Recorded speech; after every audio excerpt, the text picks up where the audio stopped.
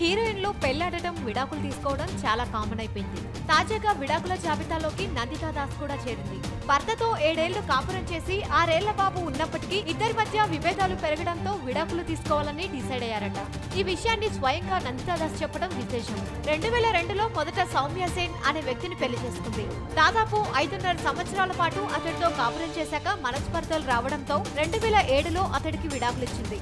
ఆ తర్వాత సుబోధ్ మస్కరాని పెళ్లి చేసుకుంది. ఇప్పటి వరకు బాగానే ఉన్నారు.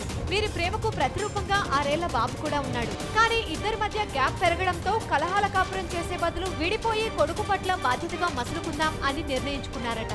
అందుకే డైరెక్ట్ గా చెప్పేస్తుంది, నేను విడాకులు తీసుకుంటున్నాను అంటూ.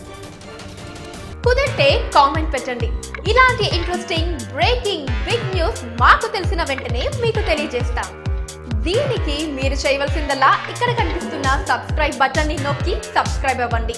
అండ్ ఇంకో విషయం, పక్కనే ఒక గంట సింబల్ కనిపిస్తుంది కదా, దాన్ని నొక్కారనుకోండి, మేం చేసే వీడియో అప్డేట్స్, నోటిఫికేషన్స్ అన్నిటితో మీ డివైస్ లో వాలిపోతాం.